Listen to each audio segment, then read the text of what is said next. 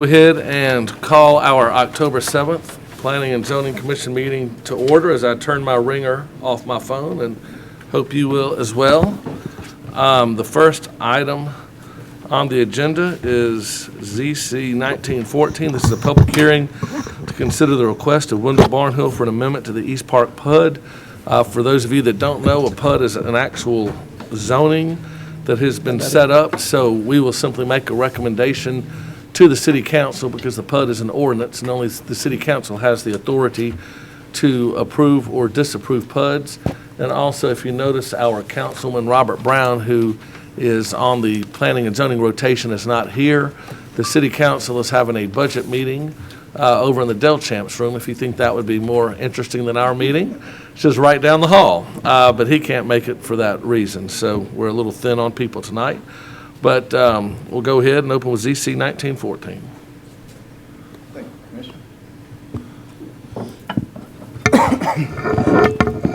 Commissioner. This East Park PUD amendment, I just want to point out real quick before we get started, this is an amendment to an existing PUD. So some of the criteria we would normally look at, we're kind of looking at this PUD, is it a better or worse condition than what is currently approved?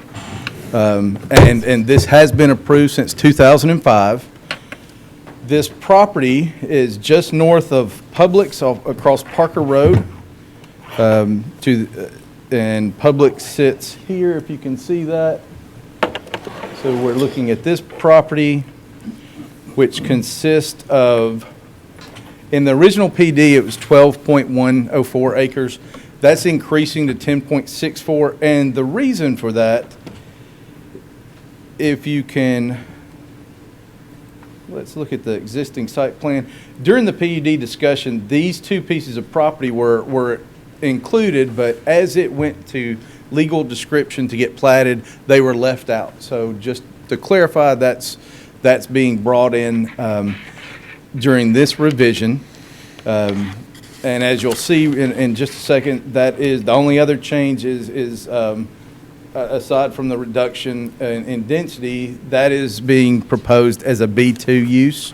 So one commercial property in addition to the residential. So for those looking on, this is the piece of property. Prior to 2005, this was a mobile home park in unincorporated county. In 2005, this annexed into the city as a PUD, and we can look at that narrative. So the density is reduced in this, the roads, and we can look at the approved or proposed amendment. How's that? And let me pull up one more for reference.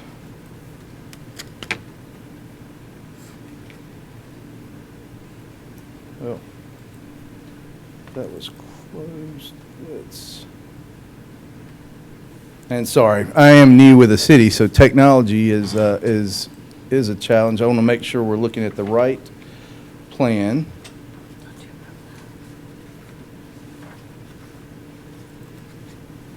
And we'll look at an updated site plan. So you can see kind of with the staff report, there were some conditions of approval that have been addressed. And I'll kind of go over those, but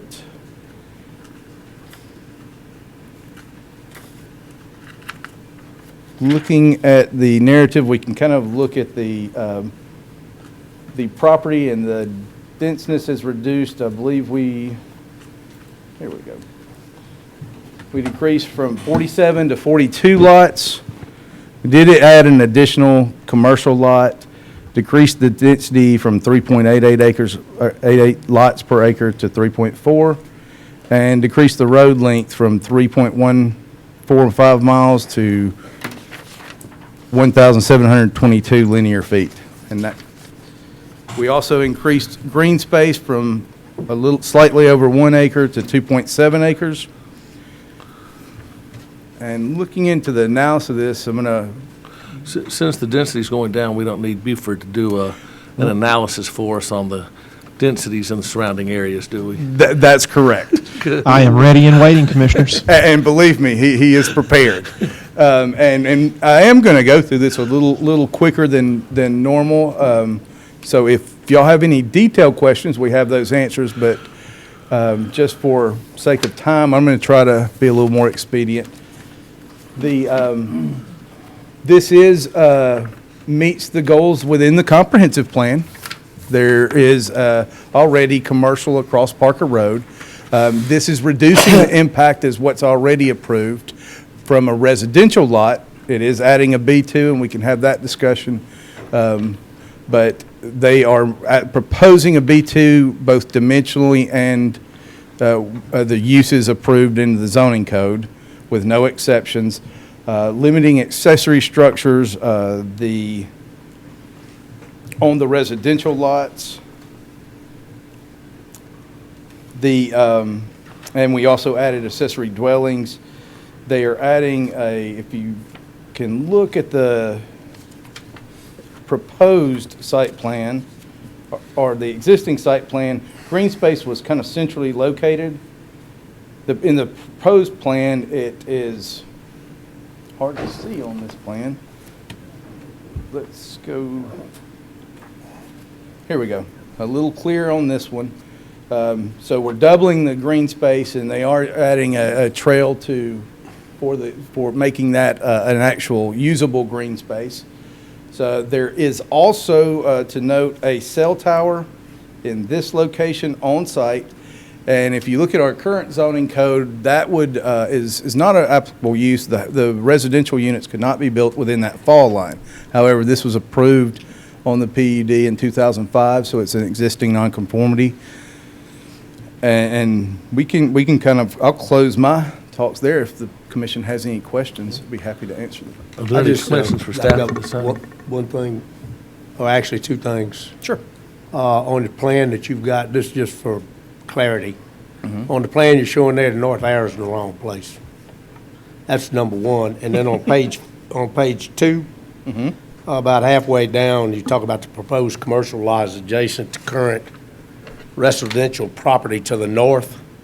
It's not. If you turn the north arrow the direction it ought to be, it's to the east. Okay. You got it right on a couple of plats, but it's, anyway, I just want to be sure that wasn't an issue. Yes, to be clear, that commercial lots are, and this is just navigating, is the B2 proposed lot is here, existing commercial is across Parker and along this, what's showing is south. It says that commercial lot is adjoining the residential to the north. With the way the north arrow is pointed, it is to the north. It is. If you turn the You're north right. arrow the way it ought to be, it's to the east. I'm not going to call out the engineer here. I'm not going to call any names on who put the north arrow in there. Let's just go ahead on. But yes, thank you for the clarification. I had a question about some of the recommendations. Is this the time to ask that? Mm-hmm. Is that- Okay. Since, there was the condition about prohibiting accessory dwellings, I'd rather, since that is something that's been considered for change under Fairhope zoning, it just seems more consistent if we just said that we could use language saying, coordinating it with our current zoning. I mean, is there a way to do that? Instead of saying prohibit it, say shall comply with residential zoning regarding its Well, thank you, Commissioner. And that was actually my introduction. The reason I did that, in the existing PUD, it prohibits accessory structures. Since that time, we've added accessory dwellings. So just so there's no confusion, this is a denser development. They're prohibiting by their design exterior buildings or standalone buildings. So we just added that definition since that's been added since 2005. Structures would have covered dwellings already, you're just clarifying it? It wouldn't, because our definition in the zoning code is different. So it would have created a situation where we would have had to interpret, if someone came in as an accessory dwelling and we changed the law or changed the code on accessory dwelling in the future, it could have created inconsistencies. Okay, but because this is dense, it's going to be more, it's dense enough, it needs to be stricter than that. Yes. Okay. Yes. That makes sense. Okay. All right, thank you very much. Would anybody wish to speak on behalf of the developer on this case?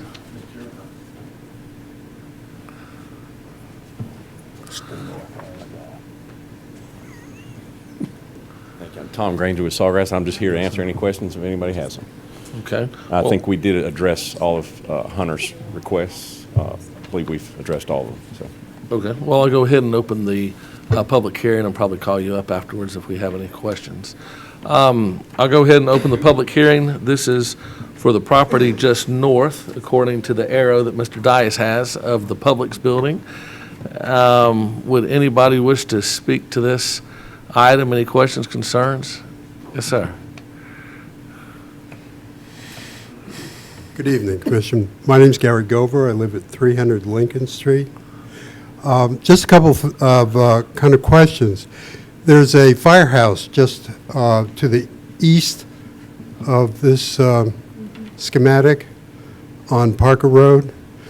And I believe that the future traffic as the nearby village center develops is going to be significantly increased on Parker.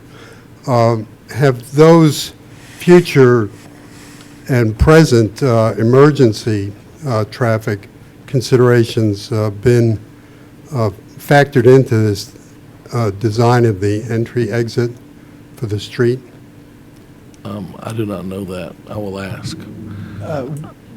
Commissioners, what I can tell you is we had some concerns of traffic at Parker Road, and we checked with our public works director, and there was a traffic study.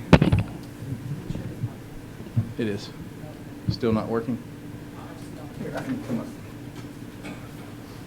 Parker Road is a county road and has been improved as much as possible the way it is. However, this lot, and we did not discuss fire access onto Greeno. But what I did fail to mention is this development actually has a secondary access onto Greeno, which will be a right only through an easement. So this property and this project has a little more relief than pulling everyone out onto Parker Road. We're also looking at a diminution of lots by 3, so it's, it'd be lessening, the change would be lessening the traffic going out, not increasing it as well. Now, depending on that building, the business that goes in, that may require further traffic study, and we've let the applicant know that may come in the future, so we can kind of look at that if needed. Thank you, Hunter. Public hearing is still open. Does anybody wish to speak to this item? This is the East Park PUD amendment. All right, in that case, I'll go ahead and close the public hearing and turn the meeting over to the commissioners. Motion, Mr. Chairman, unless somebody's got something. I've got a motion to approve. Do I have a second? To recommend to the city council Yes. approval. Do I have a second? I'll second that. All right, I've got a motion to recommend approval to the city council and a second. Is there any further discussion? All in favor say aye. Aye. Any opposed say nay. Motion passes unanimously. Next item on the agenda is a rezoning, which is similar to a PUD. We'll simply make a recommendation to the city council since this ultimately will be an ordinance requiring rezoning. So we'll simply make a recommendation, same as the prior item. And this is, by the way, at the intersection of Ingleside and Nichols. Yes, sir, Hunter. Thank you. So, important to note that this is within the medical overlay district. Before we get started, it is currently a residential lot zoned R2.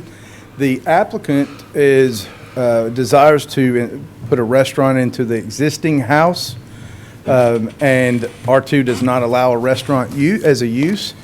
So we looked at available zoning and what might be the most appropriate for this case. So that's what is being presented. As the commission knows, in any rezoning, we can't just look at the applicant right now. We have to look at future uses that will be inherited, which was an initial concern of mine. And We looked at the available types. M1 is very common in this area, but it is adjacent to existing residential.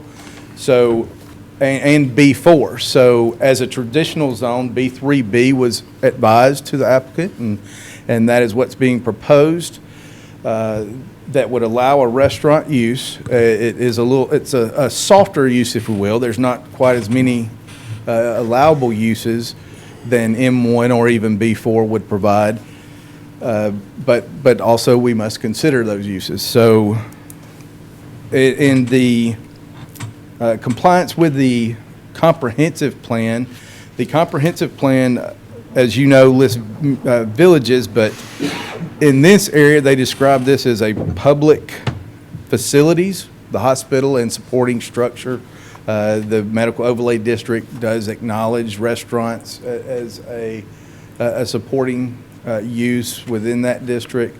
We have recently allowed restaurants within the M1 zoning, which is in the same area.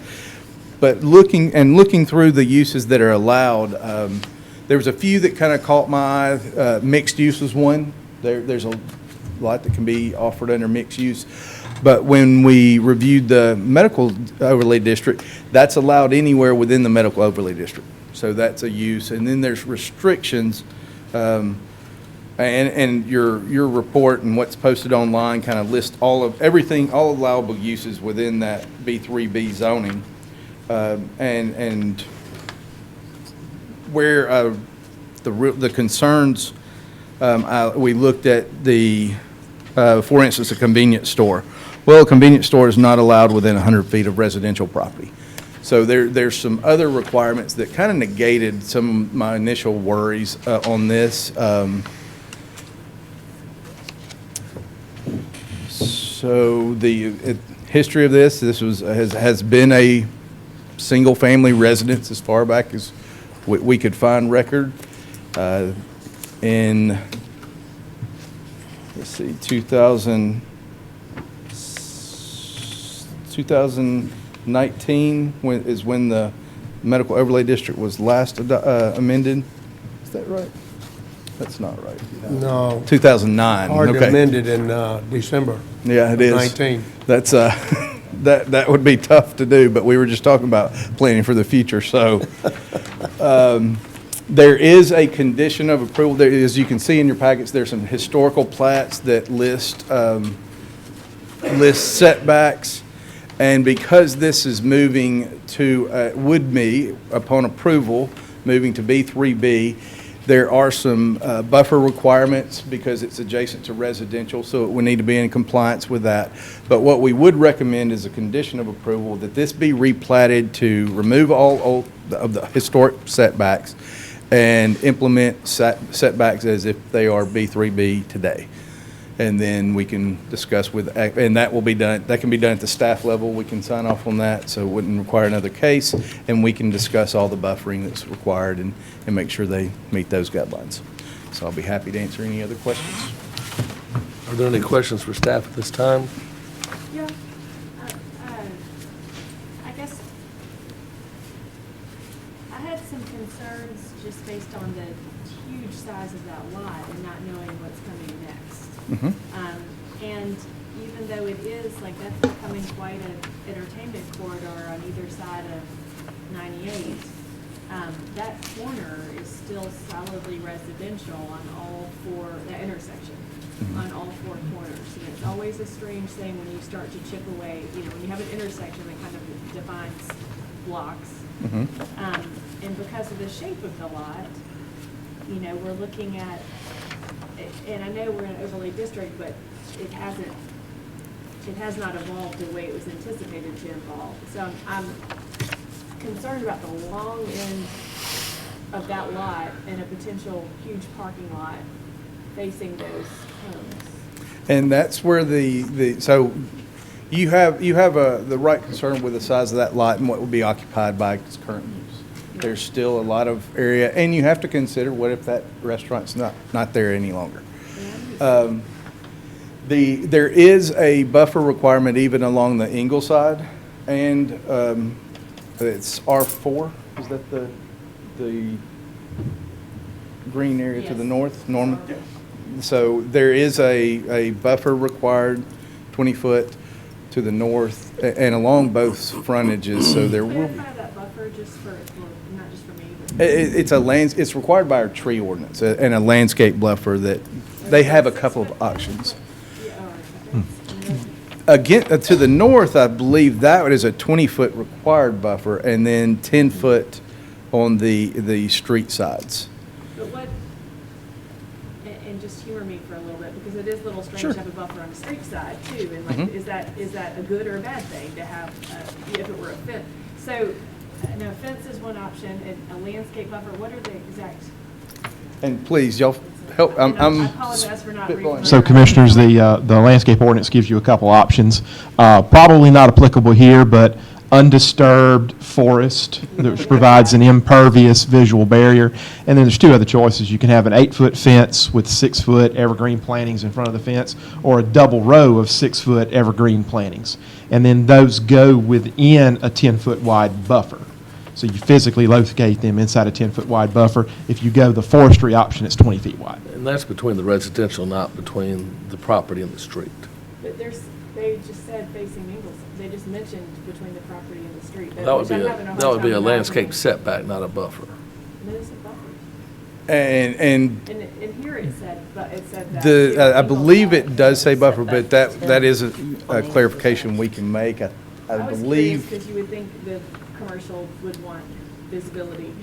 Absolutely. Well, you know, it brings up a good point, and one I've kind of wondered, because we're looking at pushing people to a front setback line and some things like mixed use, and then we have a buffer requirement, so what wins out there? This is different than Green Oak. I mean, in a residential, small scale residential area, we're Mm-hmm. not looking at, we're looking at different considerations in the central district, different typology. Sure.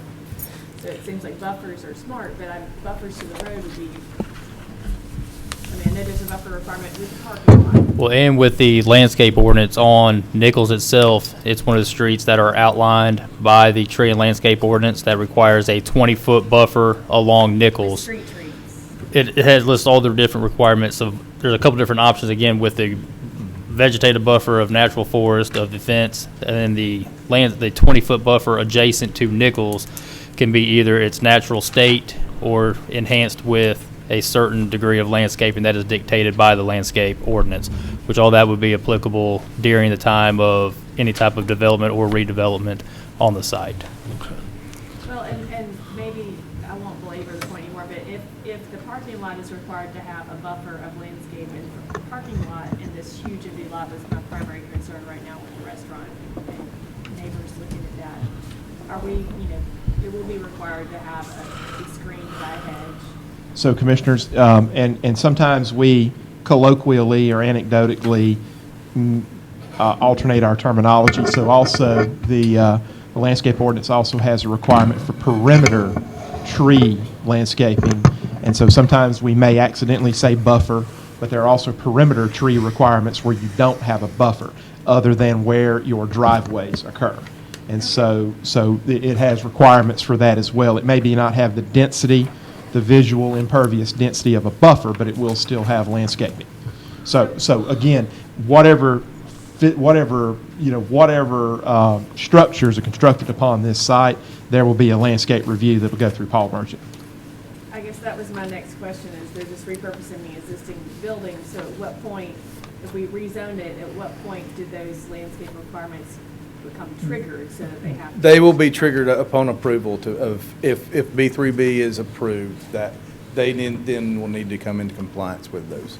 And we've discussed that. We haven't got into the, no pun intended, weeds about that, but we, yeah, right. So we didn't get quite to that level, but I mean, the applicant is very aware of what, and really the focus at that point in time was to the north where it's a budding residential property. So we will look into those specifics, but I think the applicant is ready to make that, make those improvements immediately. Well, and I'm honestly just as concerned to the west, just so you don't, end up changing the whole feel of the people across the street. Sure. Okay, thank you. I do have a question too about off-street parking.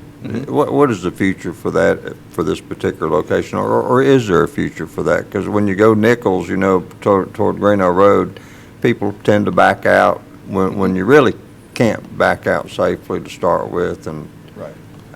I'd rather try to get away from that, if it's possible. If it's not, I don't understand. I don't It is, know what else to they do. are, and we can look at the, they have parking proposed behind the building, so it will be off Nichols. You will come into here to the lot.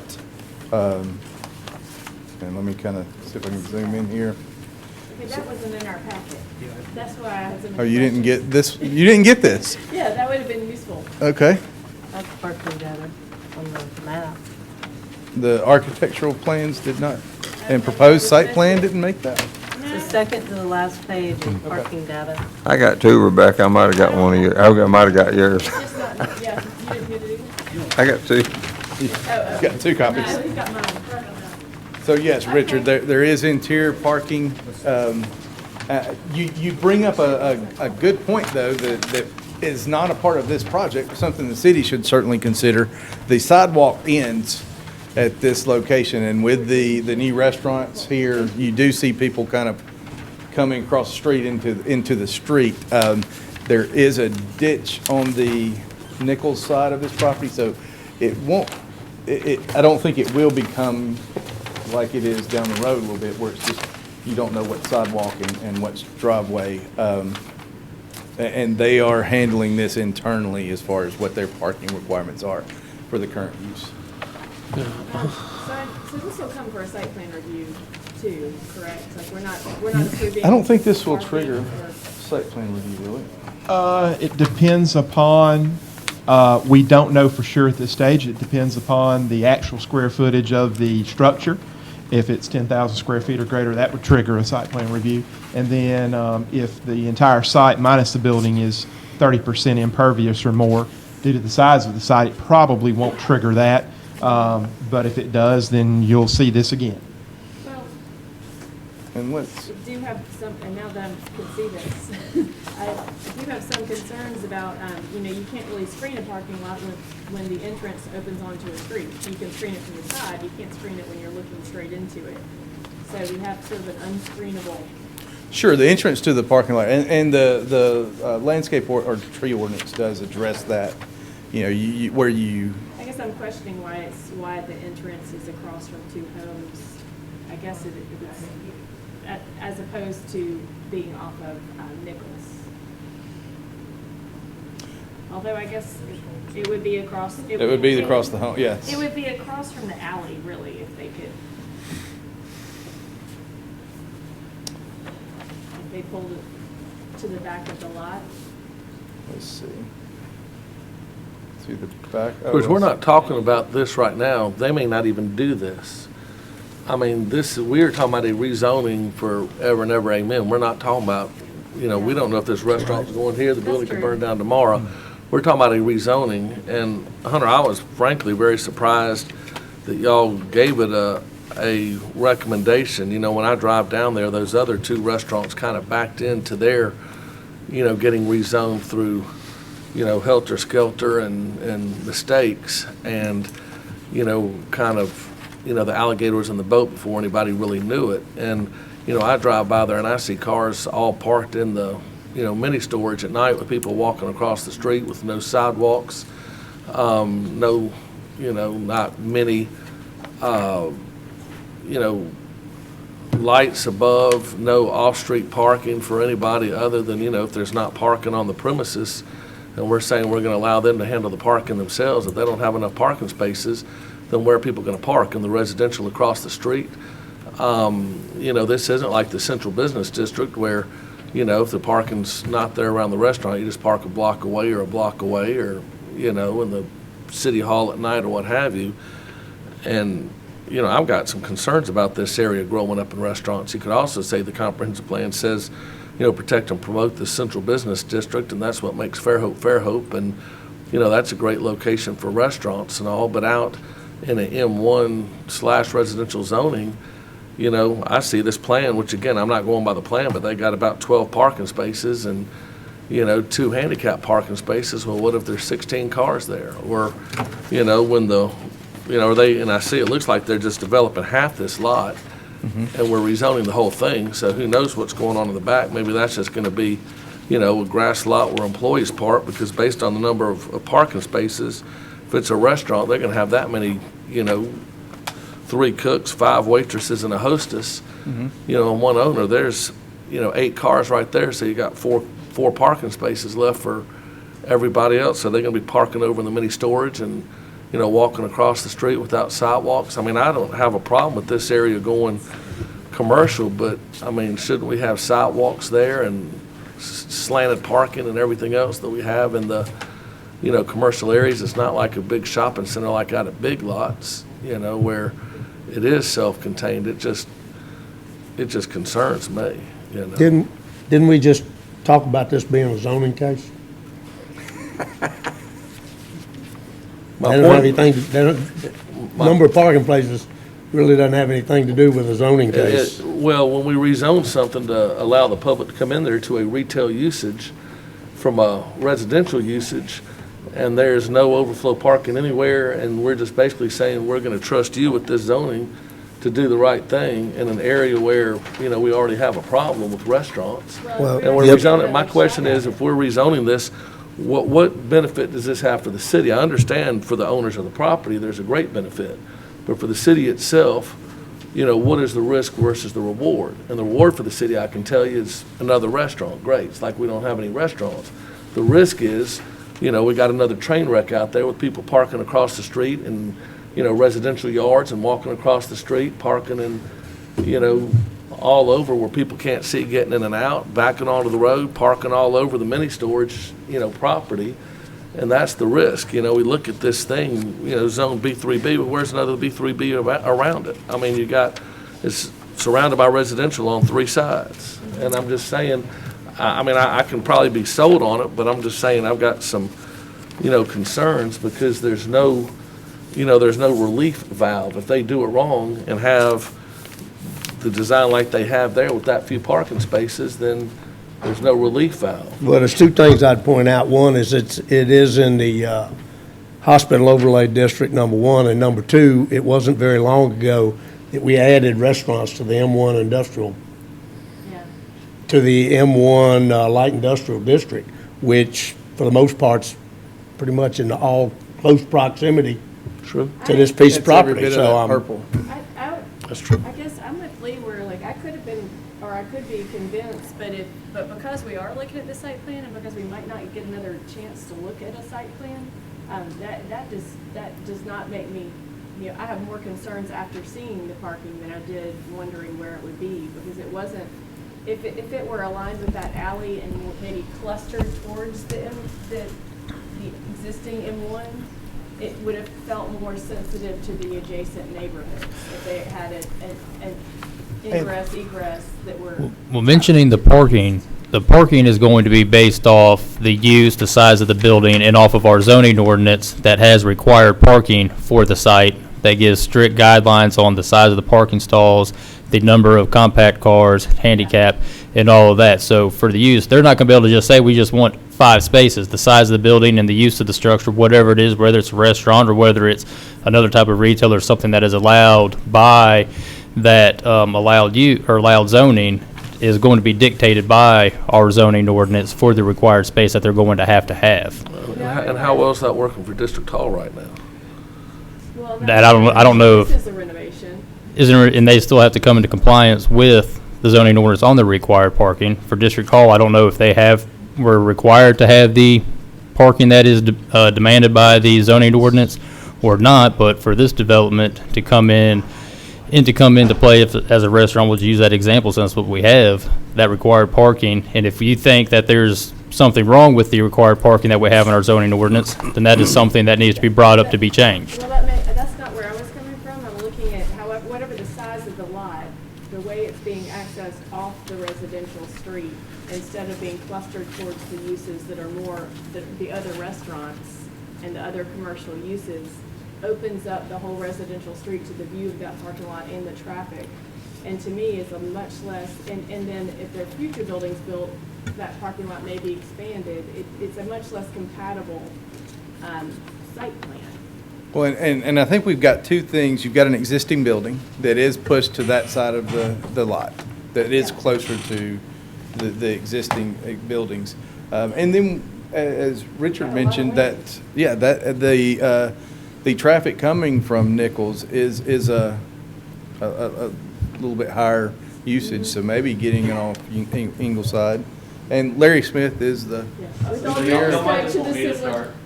Well, let me, hold on just. just a minute, Larry. Yeah. One other thing, and now I'm being the devil's advocate. Yeah, But you've got existing buildings, and you keep talking about across the street from the alley. Well, unless you, if you look at the typical width of a driveway that would access this property, the only thing that I could just suggest to you, they'll probably have to take about 20 feet off of that building to get an access in there. So I mean, I understand what you're saying, but the reality is, Ingleside, for the most part, right here is a residential street. But you go a half a block further to the north by the hospital where all those doctor's offices are, and there must be 300 or 400 cars all day, every day, parked right there. So it's really not a residential street, in my opinion. Well, let's go ahead and call Larry up and let him explain, and then I'll open the public hearing. All right, thank y'all. As far as the site plan, it's just a quick concept we put together to give you an idea of what we are looking at. Obviously, we put in the minimum parking that was per the city's parking. We'll confer with our client as to how many they need to be, they think. I mean, this is an existing restaurant. He has data. It's an existing restaurant in another city, but he's got a good understanding of what he expects and he's projecting. And so, point out the existing building there. That's why I pulled that one up. So Yeah. coming in from this is an addition. That's not existing. Nichols is a problem because there is an existing building that they want to utilize that would have a hard time getting internal to the lot.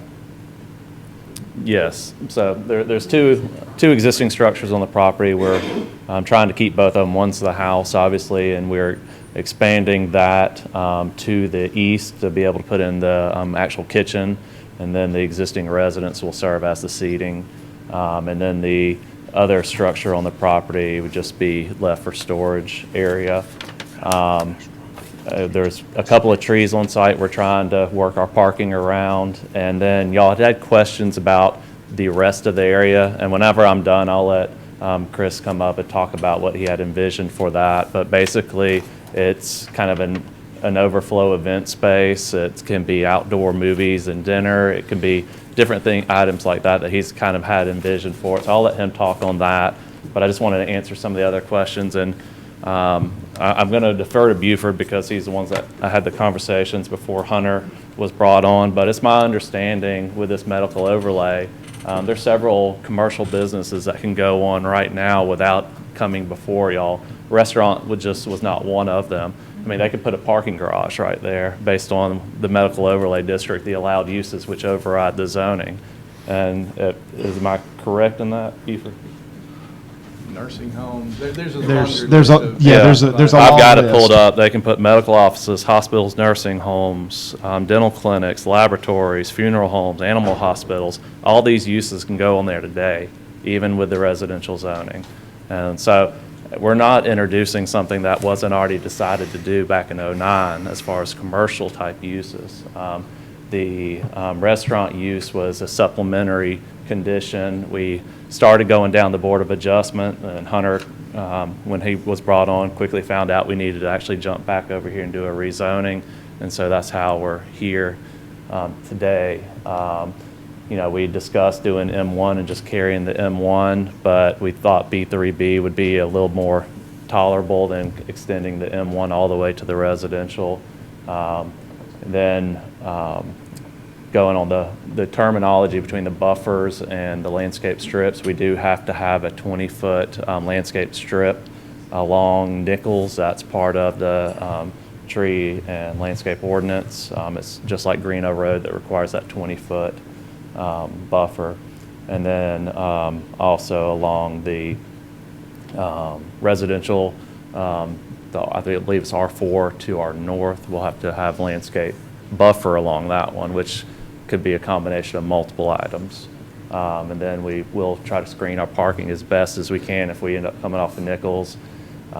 We could look at coming off of, if we come off of Ingleside, we could look at coming off of Nichols, but the only way we could do that would be actually shining right into the front of that house at the corner. You pulled it over to the, well, even, and this is way in the weeds, but even if it just pulled back a little bit from Ingleside, so you had more density of landscape buffer before the parking lot. Yeah.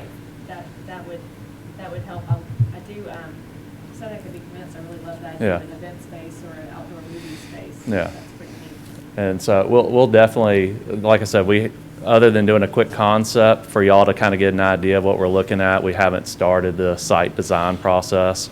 So we can take all those recommendations and see how we can best try to soften the blow on Ingleside there.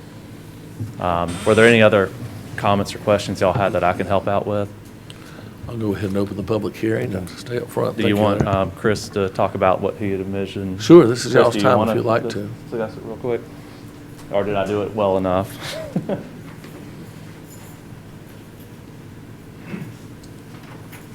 Hey, y'all. I'm Chris Cullen. Yeah, we're proposing the restaurant. I'd love to answer any questions y'all have, and we really feel like this would be a cool spot. We love the old house. We think that it would make a really unique restaurant space. It is a giant lot. I think that in my experience of doing restaurants, you think you have a ton of space, and once you're open and operating, there's really not as much space as you think at the beginning, and we don't have any plans of putting anything else on the lot or letting anybody else do that. But I do understand that once the zoning is changed, it is forever and ever, and we want to do the right thing. I just bought a house. I live in Birmingham right now. We just bought a house on South Summit. We closed last Monday.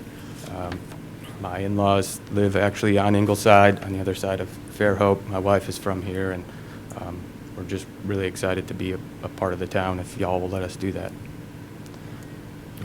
Any questions y'all would have about our intent for the property? I don't think so. I'll go ahead and open the public hearing. Thank you so Cool, much. thanks.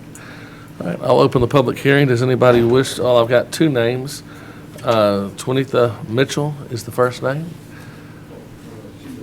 Okay. Reuben Odom, is Reuben Odom here? Yes, sir. Would you like to speak to this item? Do you have any questions or concerns for the developer, or? No, I live on 767 North, and right behind. If you'll just come up, we need to get the recording so the microphone's there. And if you'll How state y'all your doing? name and your, we got your name, Reuben Odom, and do you have the address?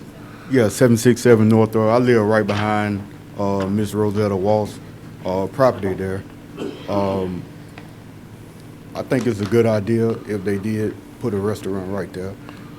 Concerned with the traffic coming from Ingleside on Nichols, the best entrance that I would think is coming in on Nichols and exit out on Ingleside, because it's a stop sign, a four-way stop sign at Nichols and Ingleside, and the entrance, I think the speed limit is 25 miles per hour up in that area, so they automatically stopping or coming to a halt at the other restaurants that's in that area. So in the sidewalk area, that's a good idea too. So safe driving right there would be a major concern, and I think it's a good idea that they do have that idea of having a restaurant right there. So another question is, how does that affect the property tax for Northrop Street? It wouldn't if they affect. do go to commercial? It wouldn't affect any other properties besides that one. Besides that one? It'll change that one if they, are homesteaded. It would change it from a homesteaded to a regular commercial rate. As far as the other properties, they would just be assessed each year as they currently are. Thank you, Mr. Odom. Anybody else wish to speak to this item? Yes, ma'am. And if you'll please state your name and your address. Shelling Jenkins, have some property across the street from Miss Rosetta's. Anyway, but it's vacant. Now, from what I understand from the medical overlay, that we could still build in that area. Has that changed since then? No, that has not changed. Okay, so we'll be able to build across the street from that. My current address is 398 South Ingleside. Okay, but that area, okay. Yeah, this wouldn't affect your rights one way or the Okay. other. And the other thing is the traffic. Like if something is happening downtown, a lot of people take that Nickel Street and come that way. Also with the hospital and the fire station there also, and not to mention school traffic. That's morning and afternoon. Sometimes I'm further down. Sometimes I can't even get out my drive for the traffic. And also bicycles. Sometimes, I don't know if they're racing or sometimes it's 6 or 7 bicycles that come there through a group down that road sometimes, that area. And that's either on the corner, and that's what I'm concerned. And you're right about the people backing out further down on Nichols. They'll just back out in front of the traffic. And even in that restaurant, that's another major, that intersection there, Ingleside and Nichols, that's a major thoroughway, that area. And I'm just wondering, we may need to start putting a light there and Nichols and Young Street on Nichols, because it's traveled a lot. And with the increase in population. Also, as far as, it's hard to even get out of there sometimes. Especially when you have, like I said, major events. And then if you're having, I know you talk about that area becoming an entertainment area. And it's hard on the residents that's there already as far as the changes that are coming. And I know change is good, but as long as we are smart about the change. Right. Okay? Thank you. Yes, ma'am. Would anybody else wish to speak to this item? Yes, sir. Gary Gover, 300 Lincoln Street, Fairhope. When I think about the way things are growing or developing in this area, to the north on Ingleside or to the east along Nichols and both sides of Greeno, I think that there will be a significant draw on pedestrian and bicycle traffic. On Ingleside, the provisions for pedestrians and cyclists are real kludgy, kind of catch as catch can, sometimes on both sides of the street, sometimes on just one. On Nichols, there is very little or almost no provision for bicyclists and pedestrians, and it's overburdened. The safety on Nichols is very weak.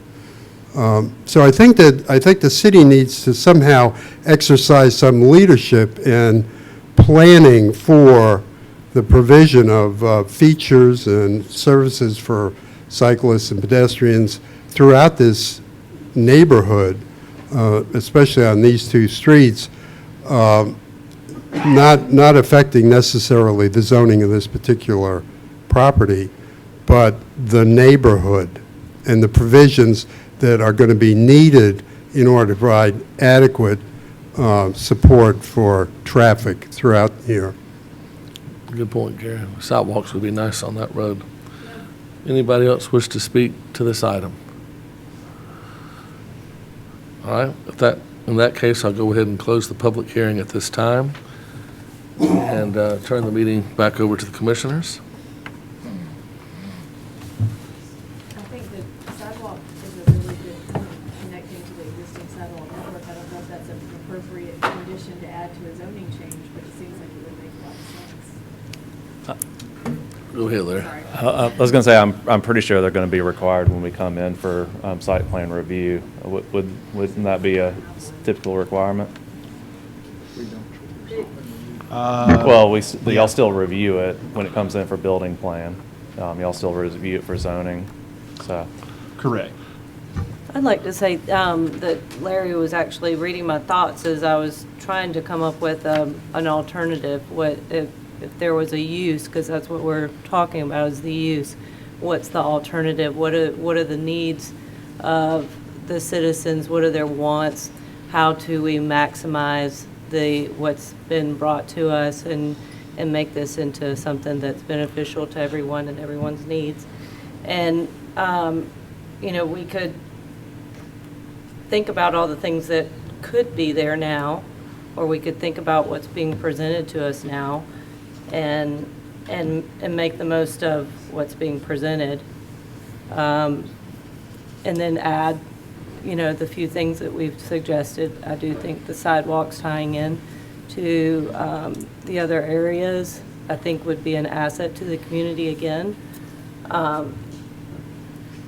So I think we need to make a motion to accept the staff's recommendations on 19.5, and then with that addition of sidewalks.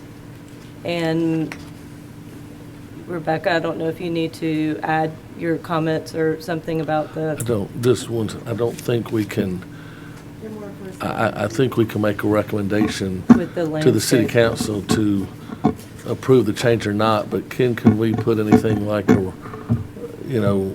subject to sidewalks being built? I mean, I love the idea, and I agree, and I think they'd have to be built regardless of what we say either Well, there's way. sidewalks right across the way on But Nichols. can we put that in, because isn't that You can contract? recommend approval with conditions, and if the commission views it as a matter of public safety or health, that the way this area is developing and the way they want to develop it, sidewalks are needed, then I think that could be one of your recommended revisions. Perfect.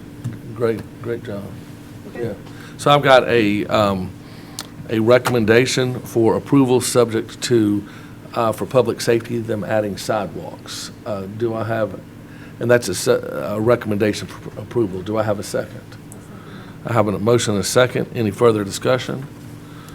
Larry, I'll just say that I thought Mr. Odom made a great idea of, when you look at the project and, the rubber hits the road to do the designation, one way in, one way out, really makes a lot of sense a lot of times, because you can narrow stuff up, get more parking space, and it can really work. And I hope you'll look at that. Any other further discussion? In that case, all in favor say aye. Aye. Any opposed say nay.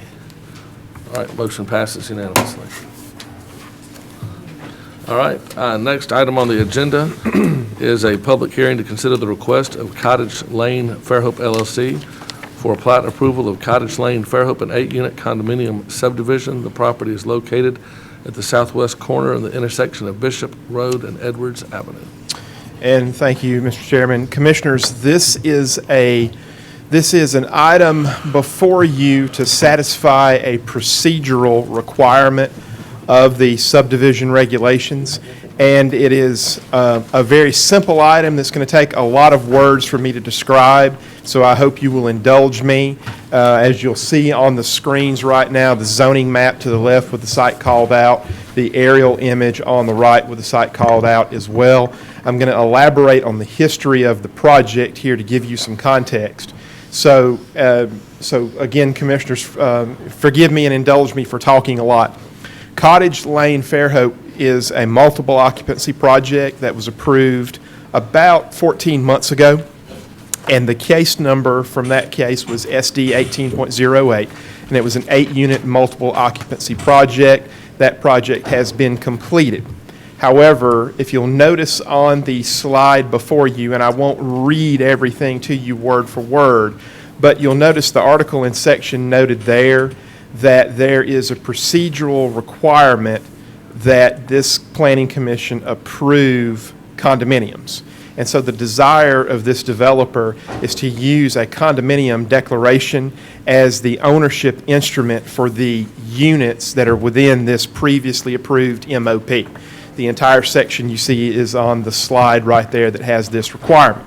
So a couple of notes right here. First of all, there is an error on your slide right here about the former case number. It should be SD 18.08.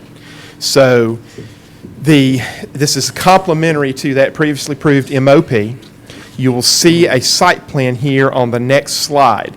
So what you're seeing are lease lines of those condominium units. So we're not creating lots of record for fee simple ownership of the entire lot. We're creating lots, and I'm using air quotes, for the purposes of the condominium, because that is a plat, note my air quotes, that requires approval by this commission. So you'll note here on the third bullet point right there where the plat is required, we're asking for simultaneous preliminary and final plat approval. Now, this is a bit odd. We don't see these a lot, but understand that the infrastructure requirements, the drainage, all of the utilities, all of those items we would normally cover in a more conventional subdivision case either are in place or have been created. In this case, all of those items were created and satisfied that requirement for infrastructure, drainage. That was accomplished through the MOP, which has been built. And what is before you here, this is the actual site plan, and I'm using the lowercase s site plan referring to a drawing. This is the actual site plan for within this development, showing the units and showing the unit lines and lease lines. Forgive my use again of air quotes. To get there, we have to have this subdivision process. So therefore, Commissioners, I have the following recommendation. And Commissioners, again, I hope you'll indulge me here. I did not word it as thoroughly as it should have been worded in your staff report. So therefore, what I want to do is verbalize this as the staff recommendation and the request. That staff recommends preliminary and final plat approval of the 8 lots comprising the condominium units within case number SD 19.37, subject to the 2 conditions. One, just to be very clear here and be very clear on what we're doing here, I want to memorialize the approval of case number SD 18.08, which was Cottage Lane Fairhope Multiple Occupancy Project, MOP. That installed the various improvements to the site. That's been done. That's in place now. And then to further clarify, the applicant shall submit a formal plat for recording based upon the unit lines shown on drawing SP.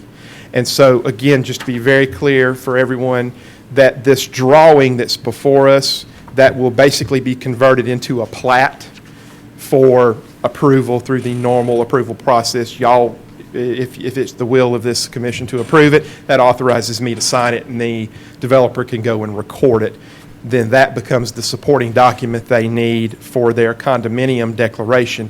And Mr. Peterson, for his benefit, that also gives us a recorded plat that shows the various easements for utilities. We'll not only have it in written form, Richard, we'll also have it on a plat as well. And so, Commissioners, a lot of words to describe something very, very simple. I'm happy to answer questions on behalf of staff. Mr. Jason Wachter, Mr. Jim Clark, on behalf of the developer, are here with us tonight. Yes, yes. And so, Commissioners, I'll put this back up on the screen, and I'm happy to verbalize this in again as our actual request. You want a commission member to make a motion to approve the staff recommendation? That would be yes, sir, as it appears on your screens. okay. Thank you. Anybody here wish to speak on behalf of the developer? If not, I'll go ahead and open the public hearing at this time. Does anybody have any questions, concerns, or anything they'd like to add for this Cottage Lane that's out across from the school out on Bishop Road near intersection of that and Edwards? In that case, I'll go ahead and close the public hearing at this time. Turn this portion of the meeting back over to the commissioners.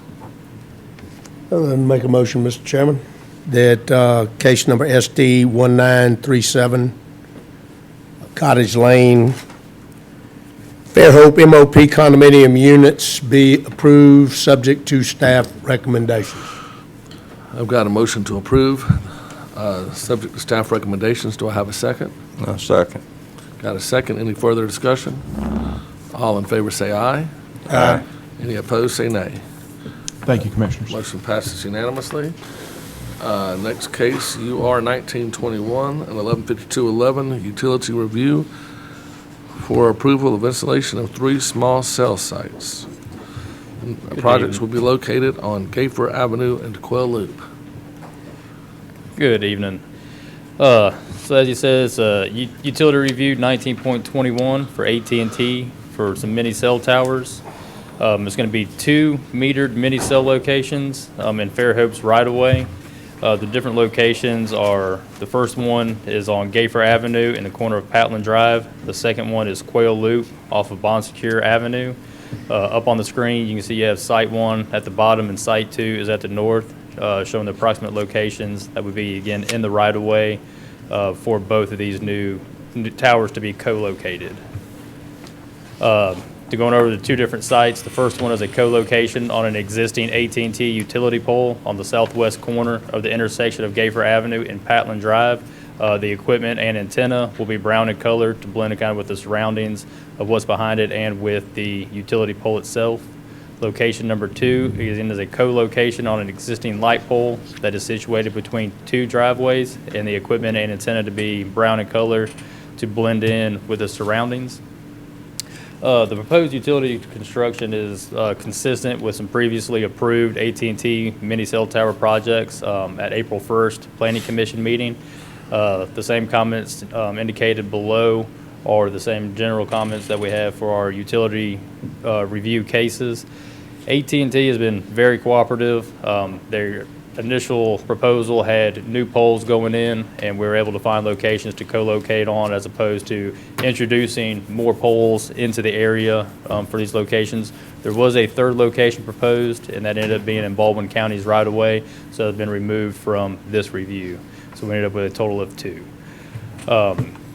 Again, there'd be no open trenches will be allowed. There will also be some, subsequently AT&T has fiber in the area. I spoke with Wade Mitchell, representative of AT&T, who usually handles the majority of their fiber projects that they're running, whether it's conduit or new fiber. And they have fiber that is in the area, so we could possibly see, if this is approved, some utility review cases in the future to run the fiber to these actual projects. Staff recommendation is approval of utility review 1921, conditional upon the following.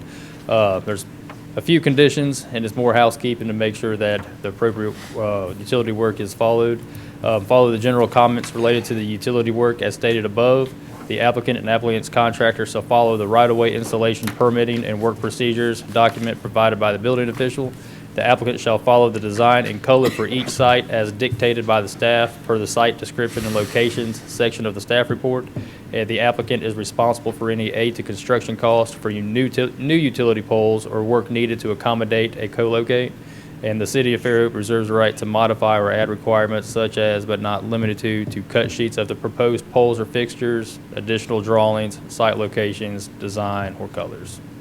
Staff would be happy. I'd be happy to answer any questions for staff. And we have Mr. Tim Hawkins with AT&T with us this evening that can answer any questions on AT&T's behalf. Members, any questions? No. I've got one for AT&T. Could you possibly put one of these up at Highway 59 and 61 in North Baldwin, near Blackshear, near my hunting camp, please? We couldn't do that as part of approval, could we? Can that be pretty illegal, wouldn't it? I think we need one at the Fairhope Pier, personally. The pier. We're actually the previous approval one, we are replacing the light out there and putting it after the. You are the man. Good. Cool. That's about as big a dead zone as there is. Looking at what they look like, it's very. They are. In the previous approval, all of those will be on there by the end of November. So we had our pre-construction meeting a couple weeks ago, and all those will be on there by the end of November. Good. Perfect. Thank you. All right, Commissioners, I'll entertain a motion. Did we have, that public hearing? It's not a public hearing. Does anybody wish to speak Not a from the public public to hearing? this? Okay. I make a motion, Mr. Chairman, case UR 1921 that we approve based on the conditions of staff. Second. I've got a motion, a second. Any further? All in favor say aye. Aye. Any opposed, say nay. The informal review, 1907, I have been told has been put off. So we will see that probably in the form of a formal review at the next meeting, the Hermitage Court 8-lot subdivision off of Blue Island. Old and new business. I got one item, Mr. Chairman, if y'all will indulge me just a little while. Yes, sir. We're bidding some side stream storage vessels that are located specifically, one, it's about 400 feet south of Twin Beach Road, directly south of the existing lift station we have, and that lift station hopefully will be replaced with that particular infrastructure there. And then we're looking to site one across the street and closer to the cart barn of the maintenance area for Quail Creek Golf Course, and then one next to the Woodlands lift station. And the purpose of those vessels is to be able to store excess water during rain events. And hopefully we'll be able to utilize those as a preliminary pre-treatment system to re-aerate some of the water that's getting to those locations at this point in time.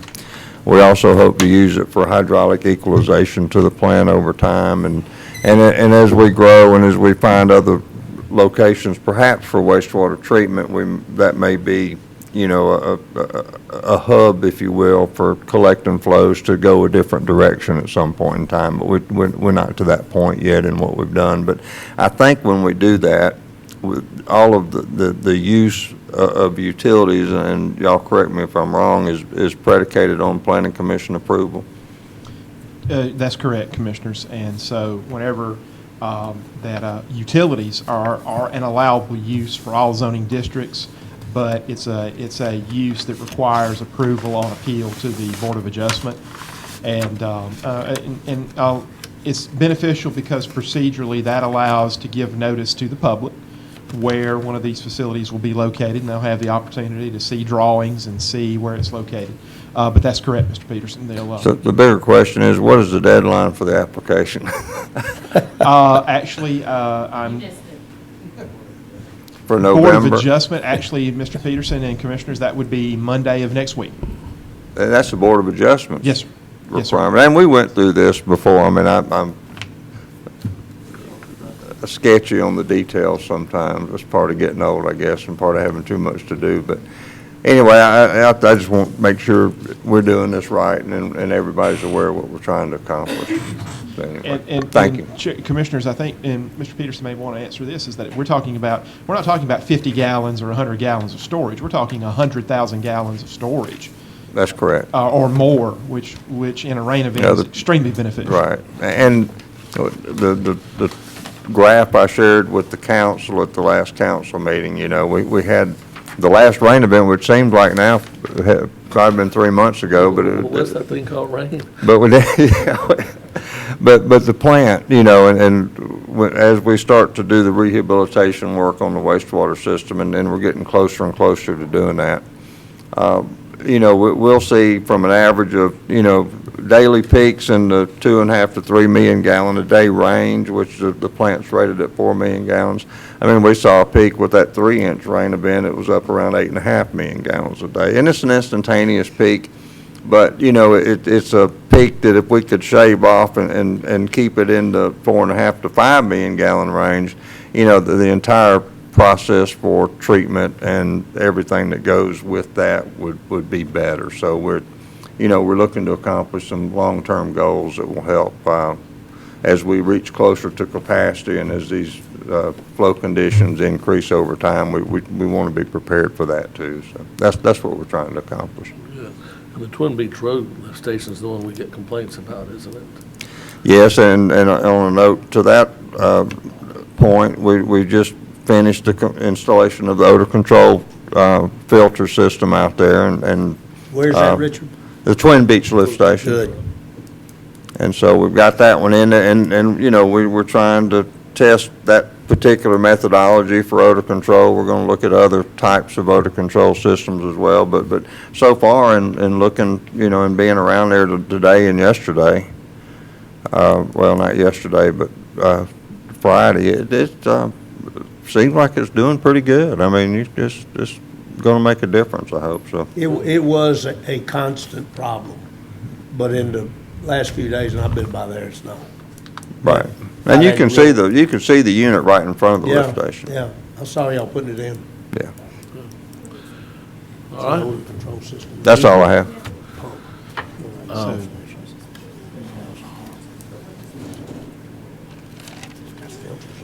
So, Commission, last thing, you'll notice the Greeno Road corridor is on the agenda, also what you'll recognize is we're not prepared to discuss anything, as we speculated last month. That was a lot to consider based on the meeting and the comments we had last month. So we are revisiting some of those ideas, and our goal at the moment is to get as much feedback as we can and have, back away and have a little more conversation. I think we heard very clearly that it was not favored in its exact form, or at the very least, there was a lot of confusion on what was actually being proposed. So we are tapping the brakes as recommended and revisiting and have a longer conversation. So for the record, I do want to encourage anyone still, this is not a document that is in any final form. So if there's any comments, we're happy to receive those calls, comments, visits, and we can discuss any options for what the future of this proposal looks like. This probably will require another extension to the moratorium, but we tried to prevent that, but that did seem to be the recommendations that we were hearing last month, is to just tap the brakes and listen a little bit more. So that's what we decided to do. Are you being contacted by many people for information? I haven't. I've spoken to one person since the last meeting. Buford? And myself too. I've had one citizen contact me. And Commissioners, I thank Hunter for his comments and for his hard work on this. It really has helped me out tremendously. And the only comment I would add to it is that I think we heard a lot of questions last time during the special called meeting, not about the overlay, but about the existing zoning ordinance. It seemed like we had a lot of questions about the existing zoning ordinance and what it does, what it allows, what it doesn't allow, what it requires. And so, so my only comment there is that, educate yourself on what is currently in the ordinance, as well as what may come in the future. And so, so we as staff are here to answer questions about not only what's coming, but also what's in the ordinance now. And we're happy to do that. Okay. What would be your thought in terms of future discussions with the public? I'm open to anything we can do.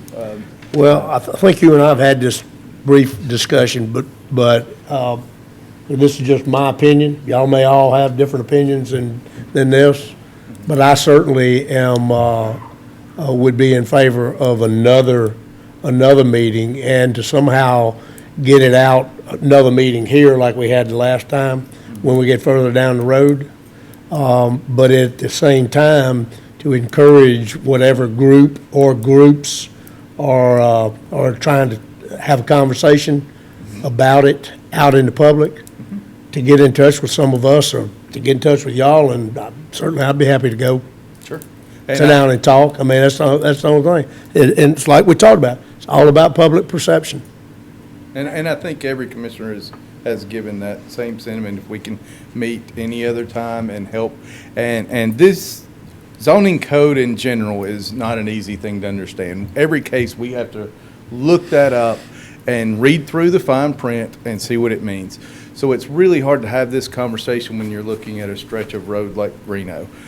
Where it really becomes beneficial is to look at a particular property. So if you've got a personal interest and some property on Greeno, it's really good to sit down and look and see what the impact is on that specific property, and then understand it that way, and then what changes we can do and what the interests are. So that's what we really want to encourage, and we'll be happy to have those conversations.